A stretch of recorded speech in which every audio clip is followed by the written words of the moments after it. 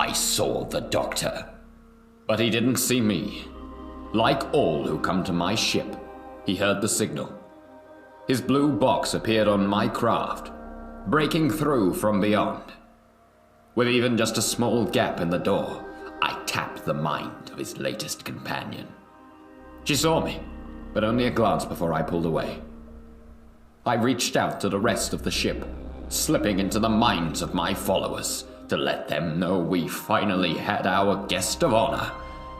So long I had sat, my physical form dwindling to near nothing in the engine room, waiting for a doctor to receive my message. He stepped out of his ship. The doctor assured his friend all would be well. That face, yet another new body for the Time Lord, but the same self-righteousness that has plagued them every time I have met them. I watched his companion, Anna, with caution. Her mind subconsciously snarled at my presence. She would not be like the others on my ship. Still, it did not matter. 100 followers dwelled on my ship, all vessels for my reach. I had plenty without adding this young lady to it. I chose a pair of children and ushered them to greet the Doctor. It worked as it should have, the Doctor following without seeing me there, watching him. My anticipation flowed through into the children, the hands twitching as they neared the bridge. Anna saw me again. My, the Doctor had an interesting friend. I readied the children to act quickly, only to find my presence dwindle to a mere flicker, some force pushing my will away. Anna scowled. She warned the Doctor, who knelt down to the children's level. He told them to wait by his TARDIS. I tried to reach out to reply for them, but they eagerly scampered away. No matter. I kept the majority of my influence for the adults. The Doctor strode onto the bridge. A row of my followers greeted him, watching him in unison with polite greetings. I ordered them to close in on the Doctor. Slowly, of course, to begin with. I chose the captain to speak with the Doctor, thanking him for visiting the crew. As the Doctor spoke, the crew stepped forward as one, tightening a circle around the Doctor and Anna. Oh, the plans I had for him. I'd thought of that moment for so long, the face of the Doctor changing after each encounter. Then the captain frowned. I didn't make him frown, but I felt my grip on the man falter. Before I could reassert my presence again, the ship shook, toppling several members of the crew. The Doctor didn't flinch.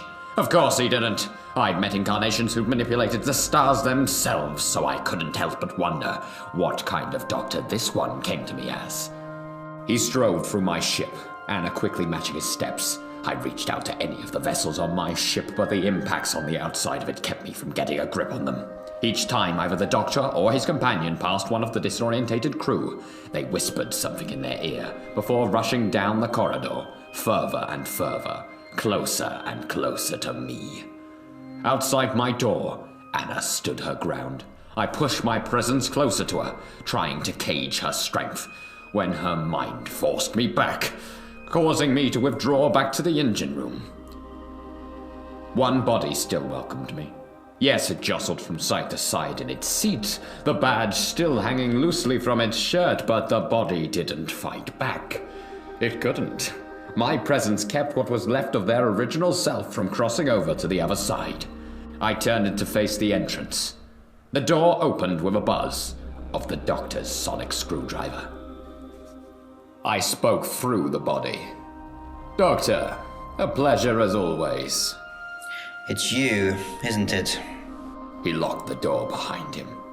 I forced the body to rise. Only you can answer that. Don't play games with me. You're meant to be dead. At peace. At peace? I spat. Is that what became of me, here? By the looks of it, it's better than what became of you where you're from. No wonder you need this crew. Need, Doctor? It is clear I don't. This one body will do just fine. Who were they? I shrugged. Some engineer, who nearly died handling my shard. You should be thanking me. If I wasn't possessing them, they'd be very dead. Thank you? How much pain are you causing them by keeping them tethered to life just because you want a voice? Of course, that wouldn't matter to you. The doctor began to pace the room, like a predator closing in on his prey. The most powerful bloke in the cosmos, reduced to a puppeteer. I know what you are. I don't know how, but you are Omega. His fingers hovered above the engine controls as he spoke. Clever doctor. I plucked a tool from the body's belt that made the doctor stop moving, but he continued to speak with the same venom in his words. I hope it's cold where you're going. I'm quite comfy where I am. It's very warm. Really? I find it quite cool here. The ship shook again, causing my vessel to drop to its knees, shattering them. What did you do, Doctor? Called some old friends. You remember Unit? They still operate in this time. And more importantly, you've been in their records for 200 years. Do you think they aren't ready for you? The moment I found out you were fueling this ship, infecting the minds of its crew, I let them in on my plan. My chamber hissed. A shard of living energy. I don't know how you managed it, but this ends. He reached over to the controls again, ignoring the writhing body still in my grasp. That's the trouble with fuel cells. They can get contaminated. I have not used anyone who wasn't already cast aside by humanity. He grumbled. His glare shot through my vessel straight into my core. Nobody is a puppet, Omega. I'm sorry you never saw that. He pushed a switch and dropped away, violently pulled away from my vessel. At first, there was the dark, the mechanical hum of the ship. Then I was launched into space. I thought nothing of it. I was patient, as I have always been, used to waiting eons for my chance at victory. Except I wasn't alone. Around me, watching me drift through space, a fleet sat back, with turrets trained on me. I heard the doctor give the order. In the depths of my mind, his voice echoed, full of contempt. Fire.